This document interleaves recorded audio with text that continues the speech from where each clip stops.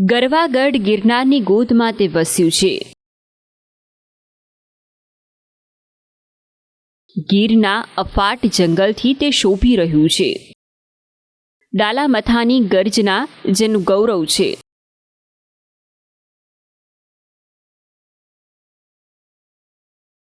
પર્વતમાળાની તળેટીમાં વસેલ ભવનાથ તેની આસ્થાનું ધામ છે ને તેના મેળામાં મોજના રંગ છે. નવાબી સંસ્મરણો અકબંધ છે.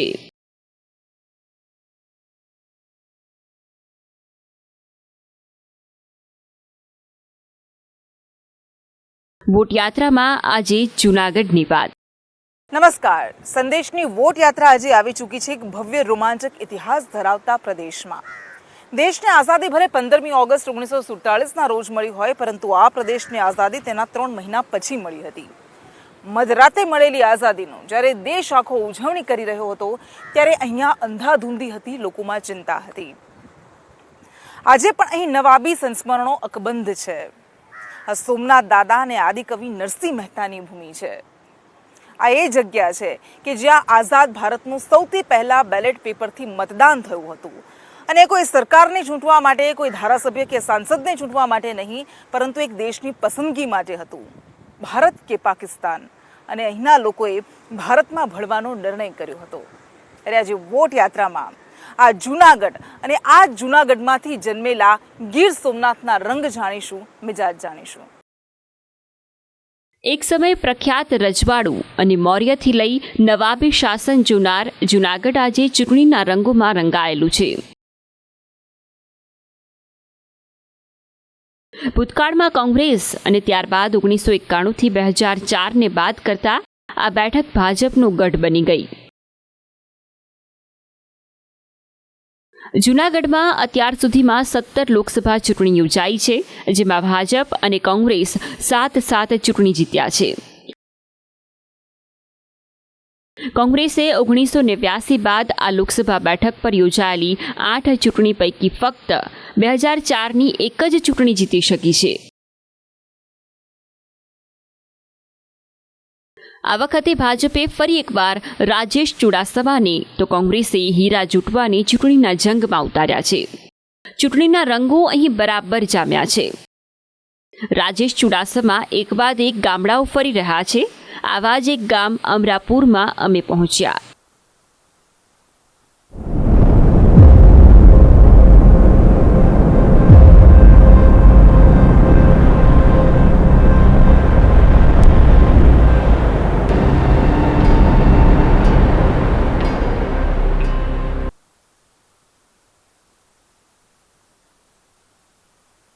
અને વોટ યાત્રામાં આપણે પહોંચી ગયા છે જૂનાગઢના મેંદરડા તાલુકાના અમરાપુર ગામમાં. આ ગામમાં રાજેશ ચુડાસમાની સભા યોજાવાની છે. અને આ ગામનો મિજાજ શું છે? કારણ કે આ એ જ ગામ છે જેની આસપાસ રાજેશ ચુડાસમાનું પોતાનું પણ વતન આવેલું છે, બીજી બાજુ હીરા જોટવાનું પણ વતન આવેલું છે. ત્યારે ગામડાઓનો મિજાજ પણ આપણે જોઈશું અને સભાના રંગો પણ જોઈશું.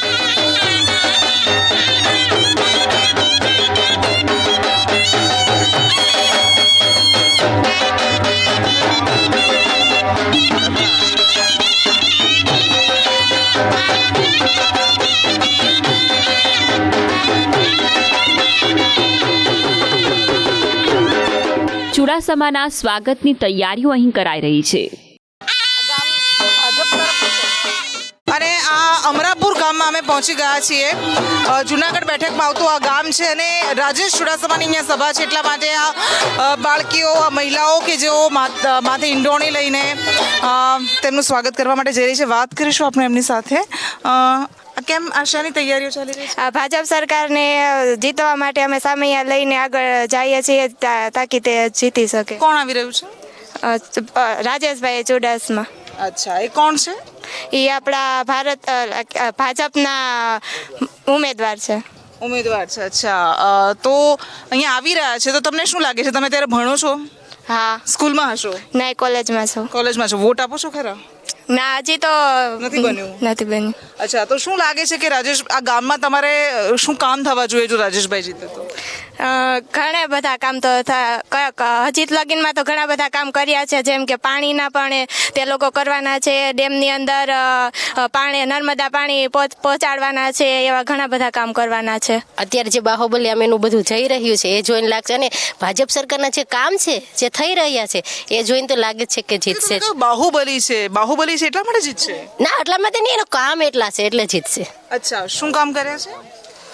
જે સરકારને જોઈએ છે, ભાજપ સરકારે અત્યારે જે ઈંધણ આપ્યું છે, બાયોને તો કેની જરૂર છે, જે ઈંધણની, પાણીની જે બધી જરૂરિયાત છે, જે વિધવાને સહાય આપે છે, આ છે તે બધું. 2 વર્ષની અંદર અમે 52 મકાન આવાસના બનાવ્યા. પીએમ આવાસ યોજનાની અંદરથી હરેક સમાજને એમનો લાભ મળ્યો છે. અને આ ગામની અંદર જ્યારે મારા સરપંચ છૂટાણા પછી મેં અમરાપુર ધરમપુર જતો રસ્તો, જે જોડતો રસ્તો છે એક ગામથી બીજા ગામ, તે પણ 2.5 કરોડના ખર્ચે મંજૂર કરાવેલો છે. મારા ગામનો એક મુખ્ય માર્ગ છે 40 લાખ રૂપિયાના ખર્ચે. આ ભાજપ સરકારની દેન છે અને ગરીબોને ઘર ઘર સુધી રાશન પહોંચાડે છે. રાજેશભાઈની વાત કરીએ આપણે. આ લોકસભાની ચૂંટણીઓ લડી રહ્યા છે, 3જી વખત છે, 2 વખત સાંસદ બની ચૂક્યા છે, તો આ વખતે લાગે છે કે તેઓ જીતી શકે એવું છે કે પછી સામે પક્ષે પણ મજબૂત છે? ના, 100% રાજેશભાઈ છે એ 5 લાખ પારની લીડથી જીતવાના છે. ગયા વખતે બેન તમે સમજો કે ગયા વખતે 7 સીટ કોંગ્રેસ પાસે હતી, વિધાનસભાની 7 સીટ કોંગ્રેસ પાસે હતી, છતાં પણ રાજેશભાઈ 1.5 લાખ પ્લસ છૂટાણા હતા. તો આજુ વખતે તો આવો બધો ભાજપ સરકારનું જ્યારે ગરીબી હટાડોનો નારો હોય એટલે અમારા બધાના આ ગામમાં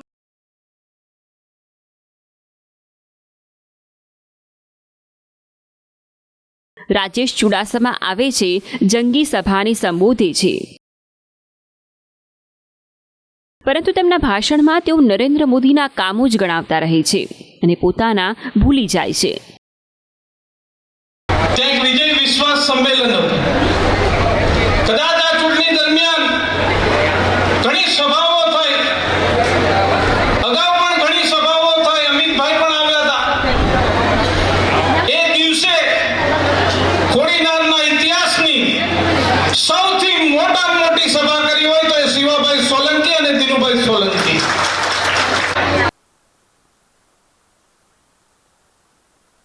પહેલી વખત ચૂંટાયા ત્યારે જે કામના વાયદા હતા એ જ કામોના વાયદા અત્યારે પણ અપાઈ રહ્યા છે.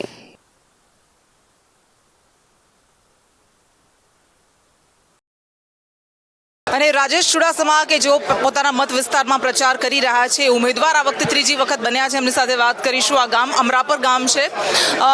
રાજેશભાઈ, ગઈ વખતે 1,35,000 વોટથી તમે જીત્યા હતા, 3જી વખત તમે ઉમેદવાર છો, 5 લાખનો ટાર્ગેટ છે, લાગે છે ખરા જીતાશે?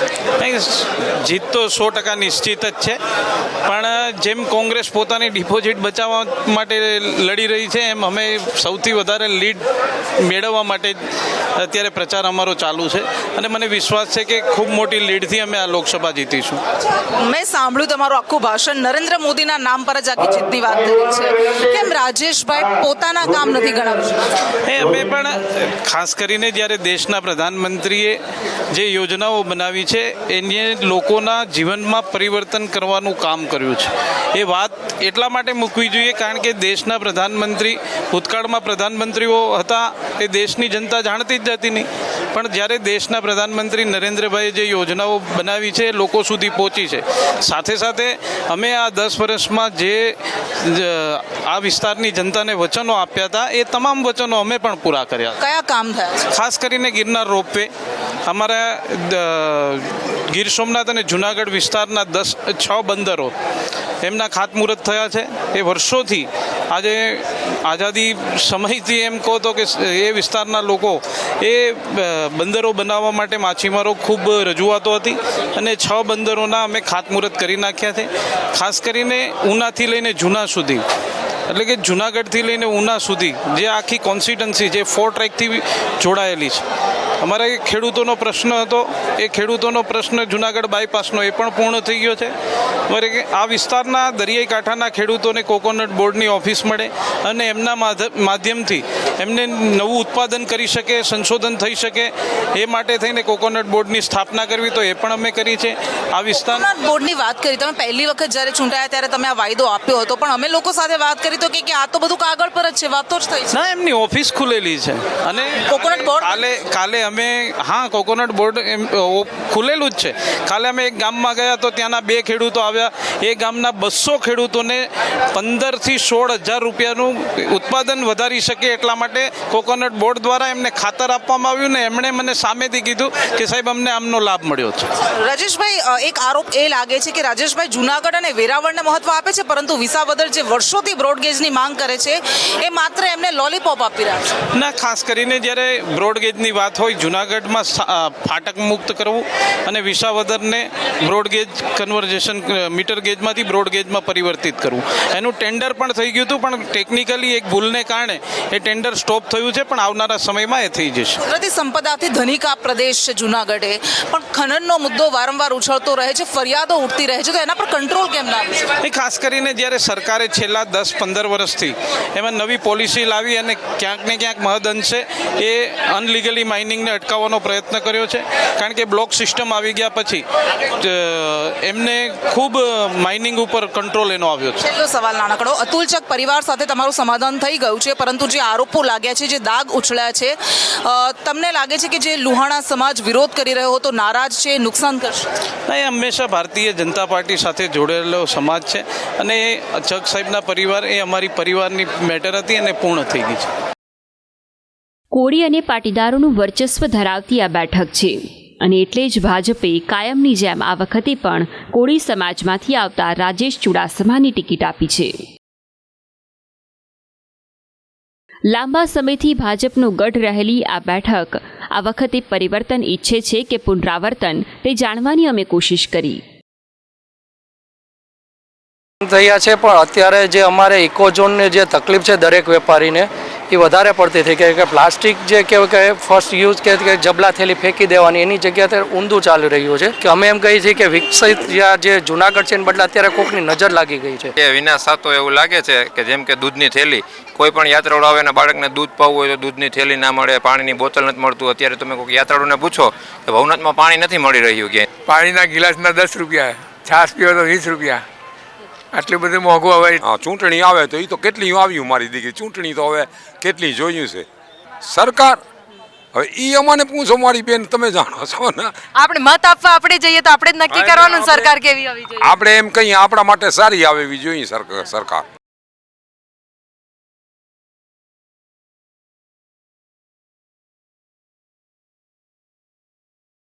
ત્યારબાદ અમે હીરા જોટવાના ગામ સુપાસી પહોંચ્યા. આ ગામમાં હીરાભાઈ જોટવાના પરિવારનો દાયકાઓથી દબદબો છે. 10 વર્ષથી સરપંચ રહેલા તેમના પત્ની કંઈ બોલવા તૈયાર નથી, પણ તેમણે કહેલા શબ્દો ચોંકાવી દે છે. તેઓ કહે છે કે અમારી મહિલાઓ રાજનીતિ માટે ક્યારેય ઘરની બહાર નીકળી નથી, ન કંઈ બોલે છે અને તોય કામ થતું રહે છે. અમને ટિકિટ મળ્યા પછી ભગવાન સોમનાથના દર્શન કરીને પ્રસાદના શ્રી ગણેશ કર્યા ત્યારથી લોકોમાં સ્વયંભૂ એક જુવાળ છે, કરંટ છે, જે કરંટ 18 વર્ણમાં છે સર્વે સમાજમાં. અને જ્યારે ટિકિટથી લઈને અત્યાર સુધી મારી સાથે તમામ સમાજો સાથે રહીને કામ કરવાની મારા બાપુજી અર્જન બાપાના ગાંધીવાદી કોંગ્રેસી વિચારસરણીને લીધે અને માનવતાવાદને માનનારા એક પરિવારમાં જન્મ થયો ત્યારથી એના લીધે ખૂબ સારો સંતોષકારક રીતે પ્રચાર ચાલુ છે અને લોકો પણ ખૂબ સારો આવકાર આપે છે. સ્વાભાવિક રીતે સત્તામાં હોય એટલે એમનો ઘણો બધો તંત્રનો દુરુપયોગ કરતા હોય, પણ પોતાની નબળાઈ એવી છે કે એમના નામાંકન વખતે તેમના ગામના લોકો કહે છે કે પરિવર્તન આવવું જોઈએ. 10 વર્ષે સાંસદ રહ્યા બાદ પણ રાજેશ ચુડાસમાના નામે કોઈ કામ બોલતા નથી.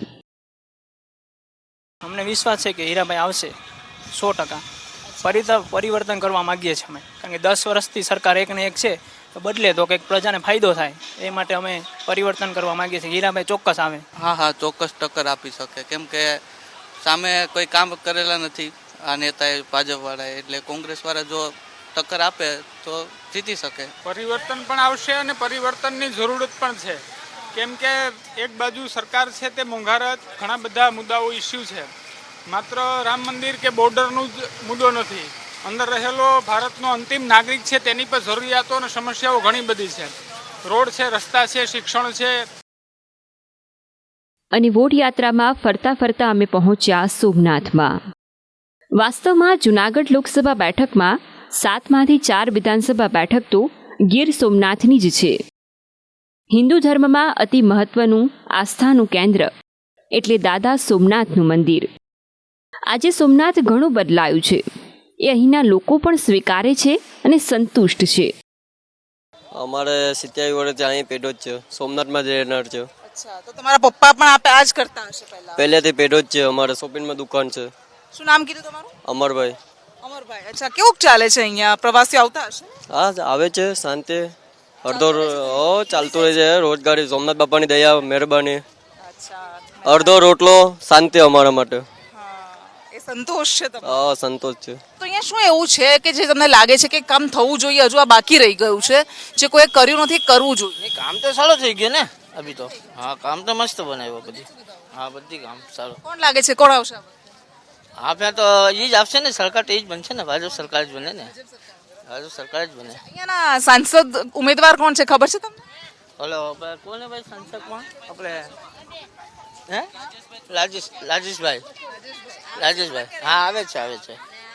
આપણે કામ કર્યા છે ખરા? હા, કામ બિહારો કરે છે. એટલે આ રસપ્રદ વાત એક પણ જોવા મળી કે ધારાસભામાં, વિધાનસભામાં તેમને વિમલ ચુડાસમા ગમે છે, પરંતુ સાંસદ તરીકે તો રાજેશ ચુડાસમા પસંદ છે. એટલે બીજેપી તરફ જોક દેખાયો. તમારું નામ શું છે? ગૌરાંગભાઈ મહેતા. તમે અહીંયાના છો? વેરાવળના? વેરાવળના. તમારી પાસેથી જાણવું છે કે શું લાગે છે આ વખતે? ભાજપ આવશે. કેમ? ભાજપ ઘણા બધી કામ, તમે આ સોમનાથનું ડેવલપમેન્ટ જોવો છો, પહેલાં કરતાં સારું છે. પબ્લિકને જોવું તો 12 માસ ઘસારો, બહારની પબ્લિક માટે સારું, લોકલ પબ્લિક માટે ધંધાની દ્રષ્ટિએ જોવું તો સારું. બહુ ધંધો પણ નાનામાં નાના માણસે ધંધો કરી ગયો ને મોટામાં મોટા. અહીંયા હોટલનું જોવું તો એટલું ડેવલપ થયું છે હોટલનું. મોટા માણસ, બહારના માણસો આવે ને તો એમ કે સોમનાથ પહેલાં અમે 10 વર્ષ પહેલાં આવ્યા હતા એના કરતાં સારું છે. ને અત્યારના પ્રમાણ દિવસે દિવસે વધતું જાય. નાનામાં નાના માણસો ધંધા કરી શકે ને મોટો પણ ધરી હોટલ. પછી નાના માણસોને રોકાવું હોય તો અહીંયા સોમનાથ ટ્રસ્ટની ઘણી બધી છે વ્યવસ્થા, સુવિધા બહુ સરસ છે. એટલે સારું છે. તકલીફ કઈ છે તમારી પાસે? સારું તો બધું ઘણું બધું છે, પણ તકલીફ કઈ છે? તકલીફ તો નાની સુની તો રહેવાની જ છે મેડમ, થોડી ઘણી. એમ કે ભાઈ હવે અત્યારના આ નાના માણસો થોડુંક આમ દૂર કરી દીધું તો એ લોકોને એમ થાય કે થોડુંક દૂર છે, એ લોકોને થોડુંક નડે એમ કે ભાઈ આ થોડુંક નજીક હોય. ને સિનિયર સિટીઝન છે એને થોડુંક તકલીફ પડે કે એ ચાલી ન શકે, તો એના માટે કંઈક થોડીક બેક વ્યવસ્થા કરે તો સારું. કોણ છે? હા, અચ્છા, કોણ લાગે છે આ વખતે? ભાજપ. નથી. આ એક વસ્તુ મેં જે હમણાં પણ કહી કે વિધાનસભામાં તમે વિમલ ચુડાસમાને પસંદ કર્યા અને લોકસભામાં તમારે કોણ? તો કોળી લોકોના હિસાબે. અમે તો જ્ઞાતિ હિસાબે. જ્ઞાતિના હિસાબે એ લોકો વિધાનસભામાં એને પસંદ કરે, લોકસભામાં આને કરે. લોકસભામાં ઘણી બધી સીટ આવી જતી હોય એટલે તમને ઘણો એરિયા. અચ્છા, તમારું માનવું છે, તમે અહીંયાના જ છો? વેરાવળના છે.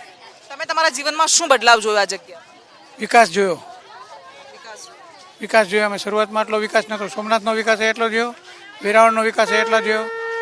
હવે સોમનાથને ઓલો કોર્પોરેશન બનાવી દે તો વધારે સારું. સોમનાથ કોર્પોરેશન બનાવવું જોઈએ.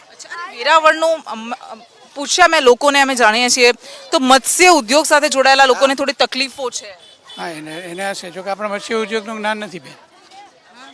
મત્સ્ય ખબર નથી. તો શું લાગે છે, મોદી સરકાર આપવી જોઈએ? 100%. 400 પાર. અબકી બાર 400 પાર. કટ્ટર મોદી સમર્થક. અચ્છા, એટલે ઝુકાવ અહીંયા તમારું બહુ જોઈએ છે ટીવીમાં, અમારે ન્યૂઝમાં, છતાં પણ સારું છે. સંદેશનું થોડુંક વ્યવસ્થિત ચોખ્ખું બતાવે છે. જીપે હોય, સારું હોય કે ખરાબ હોય, પણ સંદેશ સારું બતાવે છે, એમાં નો ડાઉટ. ખાલી એવું નથી કે વખાણ. ભાજપનું પણ થોડુંક ઓછું બતાવે, કોંગ્રેસનું પણ ઓછું બતાવે, પણ સારું બતાવે છે. ને મારે ઓલરેડી સંદેશ ન્યૂઝ છે જ, એટલે હું જોઉં છું, એટલે જ મેં વાંચીને જ હું અહીંયા આવ્યો. એટલે એમાં નો ડાઉટ સરસ છે, પણ અબકી બાર 400 પાર, એમાં નો ડાઉટ. ઓકે, એટલે મોદી સમર્થનમાં અહીં લોકો મોટા ભાગ, કારણ કે એ દેખાય છે કે ચિત્ર ઘણું બદલાઈ ગયું છે, વિકાસ થયો છે, એટલે એક કારણ છે. નાના માણસ તમે એમાં આ એક ટુરિઝમ કરું સ્ટાર્ટ, અને ટુરિસ્ટ સ્પોટ પણ છે, કારણ કે ધાર્મિક કેન્દ્ર છે, આસ્થાનું કેન્દ્ર છે, તે બહારથી પણ મોટી સંખ્યામાં લોકો આવે છે. आज एक એવું ફેમિલી अपने साथ है. आपका नाम क्या है? प्रतीक वर्मा. अच्छा प्रतीक जी, आप कहाँ से आ रहे हैं? हम लोग ग्रेटर नोएडा उत्तर प्रदेश से आ रहे हैं. यहाँ घूमने के लिए आ रहे हैं? जी जी जी. गुजरात में आए या गुजरात, सोमनाथ? द्वारकाधीश, फिर सोमनाथ, फिर दीव, अहमदाबाद करके वापस. कैसा लगा? अच्छा लगा, काफ़ी धार्मिक स्थान है, एक अलग माहौल है आकर के यहाँ पे, धार्मिक चीज़ों का बहुत महत्व है, तो सभी को बहुत अच्छा लगा. अच्छा अच्छा जी. पहले आप आए कभी? नहीं, फर्स्ट टाइम आ रहा है गुजरात में. तो क्या लगता है कि मतलब विकास हुआ है, अभी कुछ करने की जरूरत है? फर्स्ट टाइम आया हूँ यहाँ पे, साफ सफाई और जिस तरीके का इंफ्रा वगैरह है उसको देख करके लगता है कि काफ़ी अच्छे से चीज़ें मैनेज हुई. कोई दिक्कत हुई कहीं पे? ऐसा लगा नहीं. कि ये बदलने की जरूरत है ऐसा? नहीं, सब बहुत अच्छा है. पूरा गुजरात आपने घुमा, तो हर जगह आपको ऐसा लगा कि बहुत अच्छा है? हाँ जी, सब बहुत अच्छा है. आप नोएडा से है, तो चुनाव में आपने वोट कर लिया है, अभी बाकी होगा ना? नहीं, हम दे चुके हैं. क्या लगता है इस बार? तो क्या लगता है? 400 बार बता रही है. 400 बार. बहुत अच्छा लग रहा है यहाँ दर्शन करके, बहुत मन को शांति मिल रही है, बहुत अच्छा लग रहा है. Thank you. અને આ સાથે જ જૂનાગઢ ગિરનાર સોમનાથની વોટ યાત્રા અહીં પૂરી થઈ. છેલ્લી 2 ટર્મથી જીતતા રાજેશ ચુડાસમા સામે બહુ કોઈ મોટો પડકાર અમને ન દેખાયો. તો સોમનાથની આ ધરતીની આ સાક્ષીમાં સમયના અનેક વહાણ વીતી ગયા. તેણે ભૂતકાળ પણ જોયો છે અને વર્તમાન પણ જોઈ રહ્યો છે, પરંતુ બદલાતા રાજકીય અને ઐતિહાસિક પ્રવાહોમાં આ ધરતીએ પોતાની અસ્મિતા અને ઓળખ અકબંધ રાખી છે. સોરઠની આ ધરતીનો મિજાજ નોખો છે, પરંતુ રાજકીય મિજાજ શું છે એ જાણવાની આજે વોટ યાત્રામાં આપણે કોશિશ કરી. જૂનાગઢ અને ગીર સોમનાથમાં આ વખતે કોઈ મોટું પરિવર્તન આવશે કે પછી પુનરાવર્તન, તે જાણવાની આપણે કોશિશ કરી. એક તરફ બાહુબલી રાજેશ ચુડાસમા અને બીજી બાજુ હીરા જોટવા. પણ એવું લાગી રહ્યું છે કે ઝુકાવ ભાજપ તરફ વધારે દેખાઈ રહ્યો છે. જોકે આ જનતા છે, જનતા જનાર્દન છે, અને લોકતંત્રની આ જ મજા છે. જોવાનું રસપ્રદ રહેશે. કેમેરામેન કુંતલ મહેતા સાથે કૃષ્ણા પટેલ, સંદેશ ન્યૂઝ.